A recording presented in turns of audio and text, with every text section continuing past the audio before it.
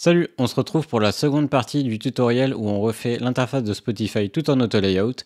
Alors si vous avez raté la première partie, je vous invite à la regarder, le lien est dans la description de cette vidéo. Avant de commencer, si vous avez des sujets que vous voudrez que j'aborde sur Figma, donc ça peut être des sujets assez techniques comme ce qu'on fait sur les auto-layout, la gestion de composants, du design système, juste du design d'interface, de l'application mobile, enfin n'hésitez pas, lâchez-vous. Et avant de commencer, pensez à vous abonner, à mettre un petit like, ça fait toujours plaisir et ça motive. Allez, c'est parti. Alors, je vais mettre un fond en noir. Je vais lui mettre une petite bordure uniquement sur le haut. Donc, pour la couleur de la bordure, ça va être ça. J'en fais un auto layout que je mets en fixe. Donc, ok. Donc là, on vérifie. Ça va toujours bien. Parfait. Là, je vais juste le mettre sur le bas pour que quand je redimensionne, il reste figé en bas. Sinon, en fait, il restait à la même position. Bon, on le perdait même complètement. Donc, hop, là, ça devrait bien marcher. Parfait. Alors, je vais avoir en fait une première zone ici à gauche où je vais avoir les informations du morceau en cours. Au centre, je vais avoir le player. Et à droite, je vais avoir des icônes avec des boutons et le volume. Alors, au niveau ici de mon padding, je dirais qu'on doit être à peu près à 16. Je vais créer une première frame. Alors du coup, le bottom, on le met en fixe. Et on a dit 80 pixels de haut. Hop, je le recale. Ok. Je vais l'appeler Listen. Alors, ça, je vais en faire un auto-layout directement. Hop, un fil conteneur sur le haut. Dedans, je vais avoir une vignette. Alors là, je vais le mettre en tac tac tac. Le padding, je vais le mettre à 0. Si je vais renommer ça image. Ce que je vais faire en fil container, donc on voit qu'il fait 58. Donc je vais le repasser ici en fixe. Ici, je vais le mettre 58. Hop. Ok, comme ça, pour avoir un petit carré. Donc ici, on aura la vignette. Je suis bien sur l'horizontale. Je vais augmenter le padding, l'espacement. Non, je vais le laisser à 8. Alors à côté, je vais avoir le nom du morceau. On va mettre 114.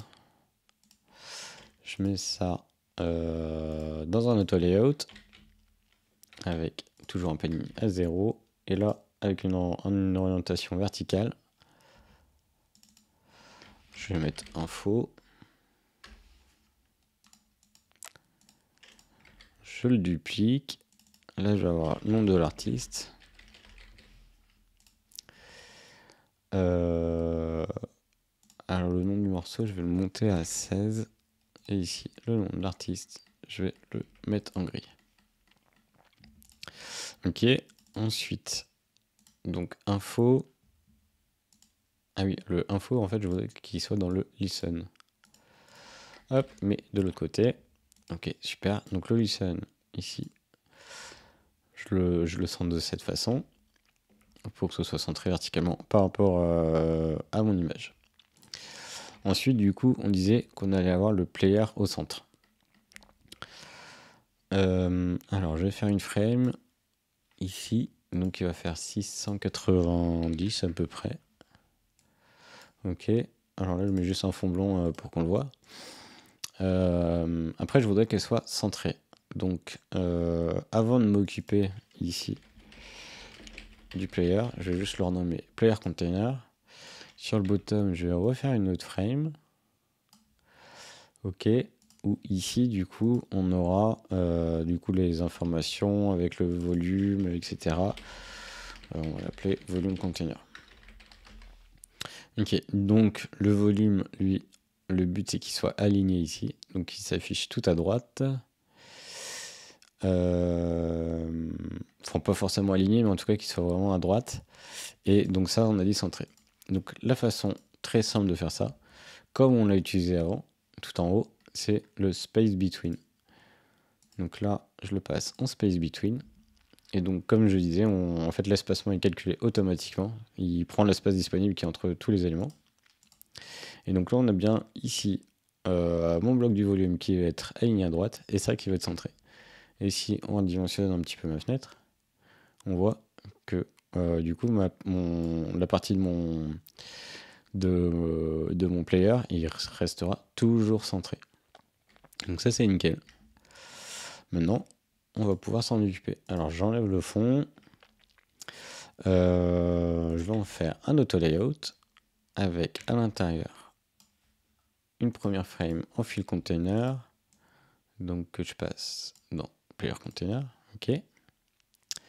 Player container, donc on disait en fixe à 690. Je crois que c'est ça que j'ai dit. Hein. Bottom. Bottom, il est plus en. Je sais pas où il a sauté. Bon, c'est pas grave. Ok, donc mon player container avec une orientation verticale. On va mettre un padding à 0. Alors ici, je vais retrouver les boutons de contrôle. Donc play, retour en arrière, etc. Alors, donc je vais en faire un auto layout. Moi, je vais l'appeler controls. Alors, je vais aller chercher mes icônes. Donc, on va avoir ces deux premières icônes. Déjà, dans un premier temps. Donc, je l'ai mis ici. Je les passe en blanc. Là, au niveau du contrôle, je vais mettre un padding à 0. On a bien un espace à 8. On va l'augmenter à 16. Ok. Ensuite, on aura le bouton play.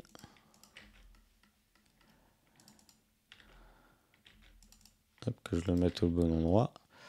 Ok, je passe en blanc également. Et ensuite, on aura tac tac tac, celui-ci et celui-ci.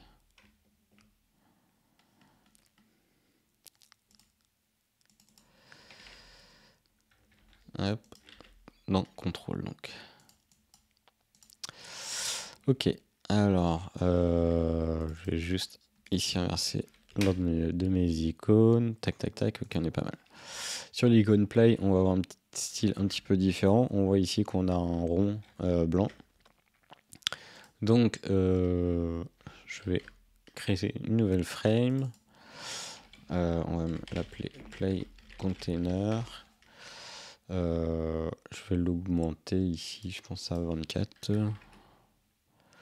ou même 32 peut-être. Ouais, on devrait être pas mal. Je vais mettre un fond blanc, un radius à 32. Mon icône ici, je la centre. Et tac, sur mon icône, du coup, je vais lui mettre le fond noir. Là, au niveau de mes contrôles, je le centre de cette façon. Et voilà, donc là on a tous nos contrôles qui sont bien disposés. C'est pareil, hein, si on continue à tester, tout est bien centré, c'est parfait. Et du coup, en dessous, on va avoir la barre de progression avec le timer. Alors, du coup, je vais sur Player Container, pardon. Je crée une frame que je mets à l'intérieur, je la passe du coup en fil, flèche du bas pour la placer en dessous. Alors, on va voir dedans, on va avoir un timer à gauche, donc on va le passer ici en light, 14, je pense que c'est pas mal. Là, on va l'appeler timer container en auto layout. En fill container, c'est parfait. Un padding ici à 0. Ok. Ensuite, donc ça, là, ça va être la durée totale du morceau. Hop, 4 minutes par exemple. Et entre les deux, du coup, on va avoir ici la barre de progression. Donc je vais créer une nouvelle frame que je vais mettre en fil container, mais que je vais placer entre les deux. Ok, en hauteur, on va mettre 4 pixels à peu près sur un fond blanc. On va mettre 8 pixels ici en radius. Sur le timer container, on va venir centrer ici. Du coup, là, ça va être timer. Et dedans, du coup, je vais créer dans timer, hop, je crée une forme, donc je le mets tout à gauche, sur le haut. Donc on a dit, il faisait combien 4, j'ai dit. Donc on va le mettre à la même hauteur. Ok, par exemple jusque là. Ici on va lui mettre un radius. Et au niveau de la couleur, ah bah c'est l'inverse en fait. Donc celui-là il va être en blanc. Et sur mon timer, le fond ici va être en gris. Donc ça va être ce gris là. Alors lui, tac tac tac, lui en blanc. Ok, donc là on a notre timer qui est fait. Là si on regarde au niveau des espacements, on a un décalage. Ici on est à 21 en bas et 16 en haut. Et en fait ici du coup on va venir le centrer. Ce qui fait que là on a le même espacement au-dessus et en dessous. Et enfin pour finir du coup on va avoir notre dernier espace. Donc le volume container. Alors là, on va avoir du coup une liste de boutons, enfin d'icônes. Donc je fais un auto layout, j'enlève mon fond, j'en ai plus besoin. Ici, on va le laisser comme ça. Ok. Donc je vais avoir le premier icône, un micro, celle-ci. En fait, je vais prendre ces trois icônes là. Du coup, je vais venir placer dedans. Je les mets en blanc. Là, je dois avoir un padding dessus, je pense. Ouais, j'enlève mon padding, j'en ai pas besoin. Je vais augmenter juste un petit peu l'espacement à 16. Ok. Et je vais venir récupérer ici maintenant l'icône de volume qui est là. Donc je vais venir la rajouter dans ma liste. Je la passe en blanc, sauf que je groupe dans une nouvelle frame. Je vais l'appeler volume auto layout. Donc sur l'horizontale à 8 pixels, c'est pas mal. Alors là je vais pas m'embêter, je vais reprendre ici mon timer. Donc je vais mettre ici dans volume une fix width que je vais augmenter. Hop. Là, ça, je vais le mettre comme ceci. Alors je le cale bien. Tac tac tac, tout en haut. Ok. Donc sur mon volume ici, je vais le centrer comme ça. Et je vais avoir une dernière icône qui est celle pour passer en plein écran. Donc ici, hop, je fais attention, je le mets pas dans volume. Je le mets ici dans volume container. Je le passe en blanc. Hop, et voilà. Et là, j'ai toute mon interface qui est faite entièrement en auto layout. C'est la fin de ce tutoriel. J'espère que ça vous aidera pour la gestion des auto layouts dans vos projets. N'hésitez pas à vous abonner et à bientôt. Salut!